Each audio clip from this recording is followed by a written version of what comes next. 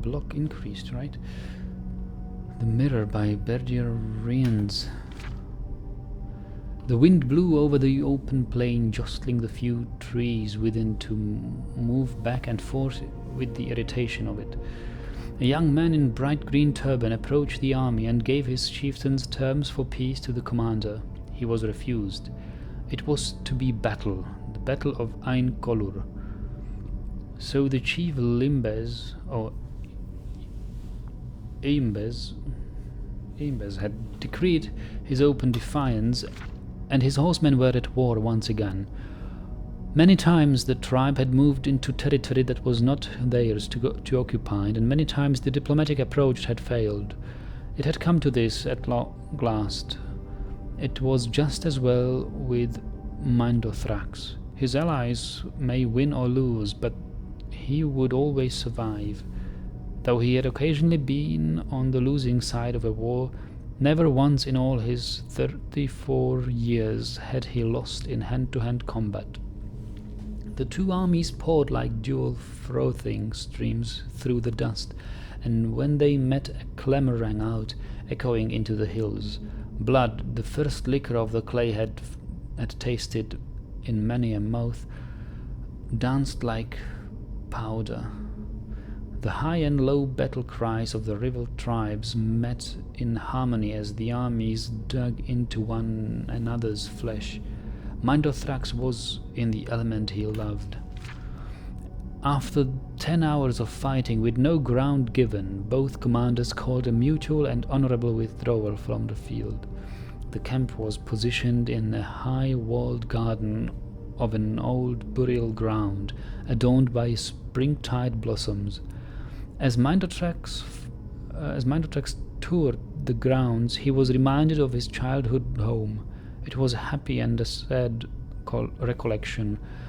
The purity of childhood ambition, all of his schooling in the ways of battle, but tinged with memories of his poor mother, a beautiful woman looking down at her son with both pride and unspoken sorrow. She never talked about what troubled her, but it came as no surprise to any when she took the walk across the moors and was found days later, her throat slit open by her own hand. The army itself was like a colony of ants, newly shaken. Within a half hour's time after the end of the battle, they had recognized, as if by instinct, what did they recognize? Not recognize. Within a half hour's time after the end of the battle, they had reorganized as if by instinct. The medics looked to the wounded. Someone remarked, with a measure of admiration and astonishment, "Look at Mindothrax. His hair isn't even out of place." "He is a mighty swordsman," said the attending physician. "The sword is a greatly overvalued article," said Mindothrax, nevertheless pleased with the attention. "Warriors pay too much attention to striking and not enough in defending strikes. The proper way to go into battle is to defend yourself and to hit your opponent only when the ideal moment arises." "I prefer a more straightforward approach," smiled one of the wounded. "It is the way of the horsemen." "If it is the way of the Bjolsai tribes to fail, then I renounce my heritage," said Mindothrax, making a quick sign to the spirits that he was being expressive, not blasphemous. "Remember that the great blade master Gaiden Shinji said, 'The best techniques are passed on by the survivors.'" I remember this quote very well. "I have been in 36 battles and I haven't a scar to show for them.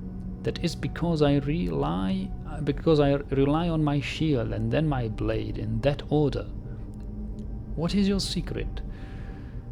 Think of melee as a mirror. I look to my opponent's left arm when I am striking with my right. If he is prepared to block my blow, I blow not. Why exert undue force?" Mindothrax cocked an eyebrow.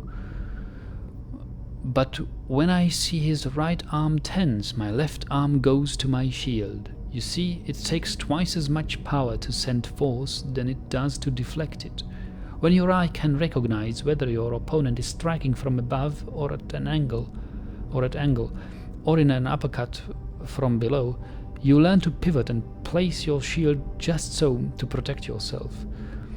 I could block for hours if need be, but it only takes a few minutes or even seconds for your opponent used to battering to leave a space open for your own strike.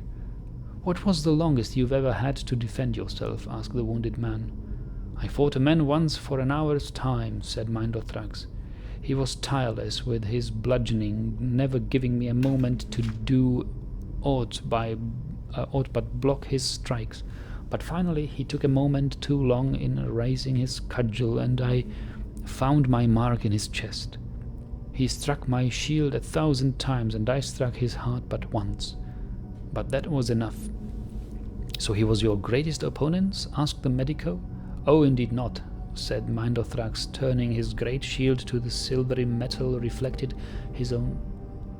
Turning his great shield so the silvery metal reflected his own face. There is he. The next day the battle recommenced. Chief Yimbez brought in reinforcements from the islands to the south. To the horror and disgrace of the tribe, mercenaries, renegade horsemen, and even some reachmen witches were included in the war. As Mindothrax stared across the field at the armies assembling, putting on his helmet and readying his shield and blade, he thought again of his poor mother. What had tortured her so? Why had she never been able to look at her own son without grief? Between sunrise and sundown the battle raged. A bright blue sky overhead burned down on the combatants as they rushed against one another over and over again. In every melee, Mindothrax prevailed.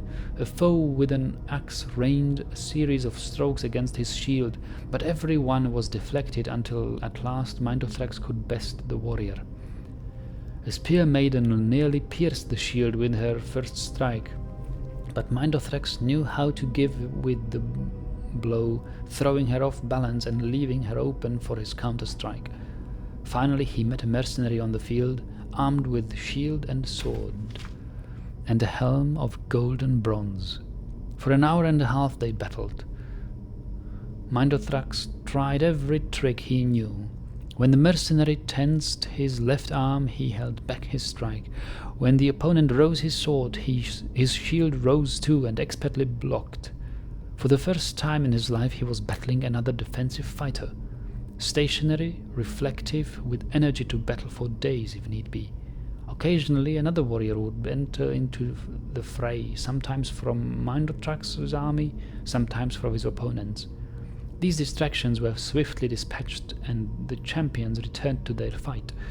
As they fought, circling one another, matching block for blow and blow for block, it dawned on Mindothrax that here at last he was fighting the perfect mirror. It became more a game, almost a dance, than a battle of blood. It was not until Mindothrax missed his own step, striking too soon, throwing himself out of balance, that the promenade was ended. He saw rather than felt the mercenary's blade rip across him from throat to chest, a good strike, the sort he himself might have delivered. Mindothrax fell to the ground, feeling his life passing. The mercenary stood over him, prepared to give his worthy adversary the killing blow. It was a strange, honorable deed from an outsider to do, and Mindothrax was greatly moved. Across the battlefield he heard someone call a name similar to his own. Jurifax. The mercenary removed his helmet to answer the call. As he did so, Mindothrax saw through the slits of his helmet his own reflection in the man. It was his own close-set eyes, red and brown hair, thin and wide mouth, and blunt chin. For a moment he marveled at the mirror, before the stranger turned back to him and delivered the death stroke. Jurifax returned to his commander and was well paid for his part in the day's victory. They retired for a hot meal under the stars in a garden by an old cairn that had previously been occupied by their foes. The mercenary was strangely quiet as he observed the land. "Have you been here before?" Jorifex asked one of the tribesmen who had hired him. "I was born a horseman just like you. My mother sold me when I was just a babe. I have always wondered how my life might have been different had I not been bartered away. I might never have been a mercenary." "There are many things that decide our fate," said the witch. "It is madness to try to see how you might have taken this turn or that in the world. There are none exactly like yourself, so it is foolish to compare." "But there is one," said Jorifex, looking at the stars. "My master, before he set me free, said that my mother had twin sons when I was born. She could only afford to raise but one child, but somewhere out there is a man just like me, my brother. I hope to meet him." The witch saw the spirits before her and knew the truth that the twins had met already. She remained silent and stared into the fire, banishing the thoughts from her head, too wise to tell all.